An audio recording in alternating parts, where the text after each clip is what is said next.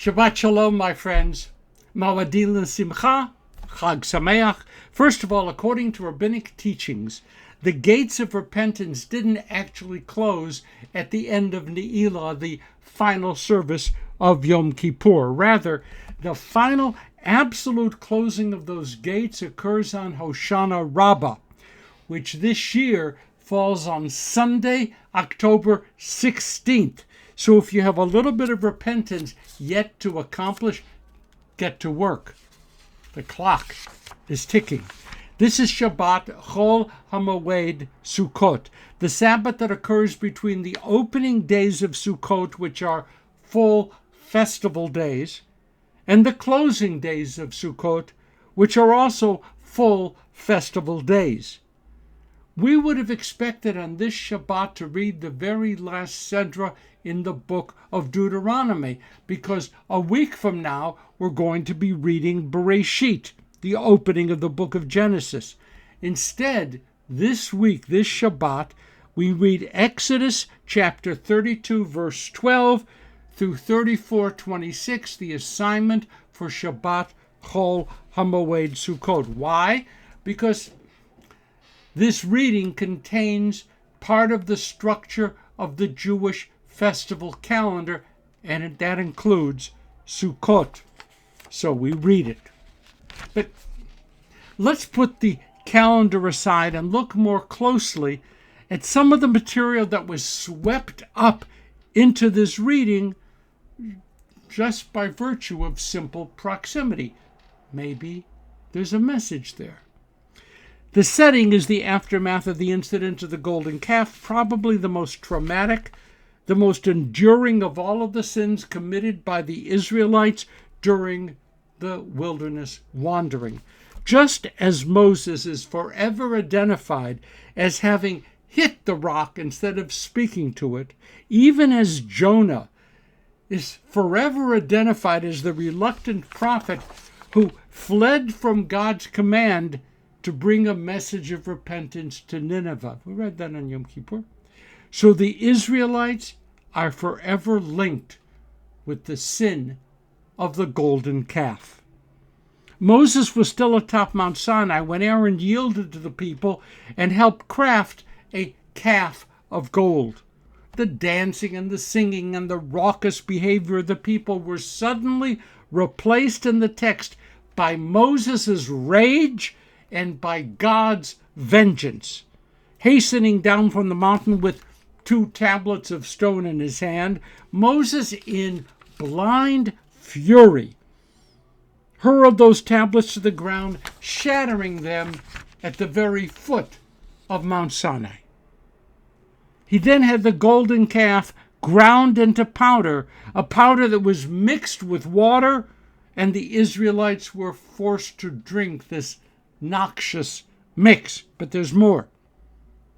Moses commanded the Levites to punish the leaders of the move to build the golden calf. So some 3,000 Israelites were immediately slain by their brothers. A raging God didn't leave the response to the golden calf solely in Moses' hands. A plague now struck the people with devastating consequences. God's fury, mixed with Moses' rage, turned the encampment at the foot of Mount Sinai into a scene of carnage. That should have been the end of the story. That should have been the end of our story. But it wasn't. And here's where things really get interesting. It was Moses who now turns to God with a startling demand. Either you, God, forgive the people, or I quit. In that case, just erase me from whatever your plans happen to be. I want nothing of it. I'm out of here. Here is Abraham negotiating with abundant chutzpah, trying to save the inhabitants of Sodom and Gomorrah. And he almost did. Here is Hannah demanding with abundant chutzpah of God that she be granted a child. And she was.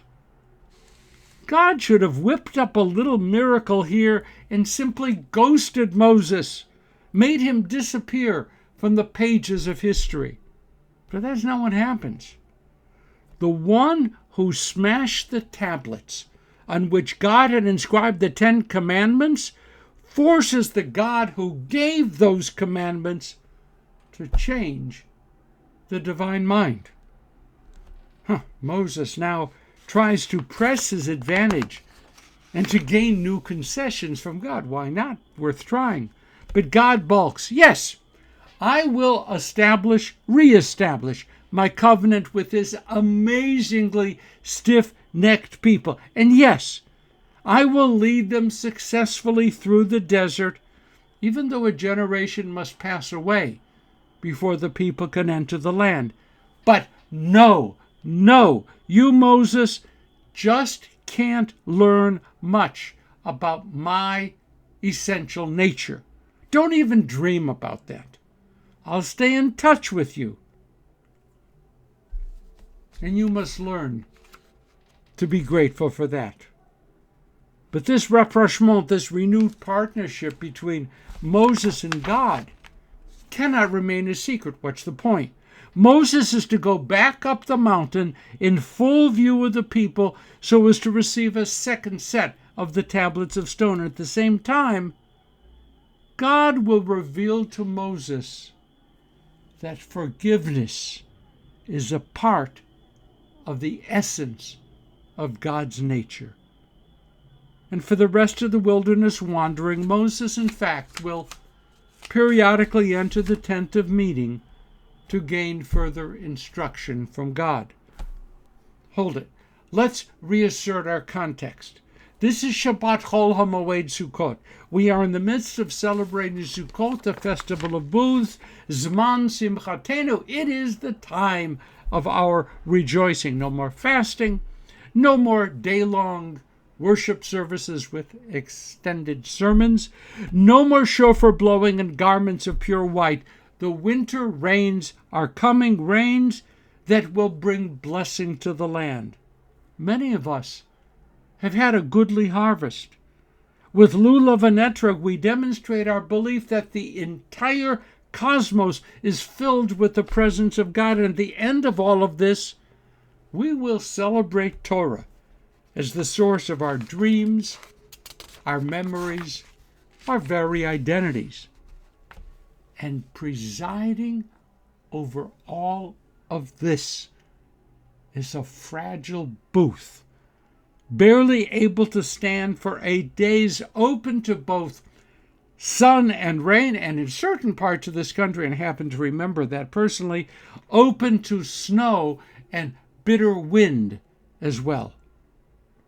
Even as Moses and God found themselves in rapidly shifting positions, sometimes they were partners, sometimes they were competing advocates, sometimes they were master and servant, sometimes they were bitter opponents.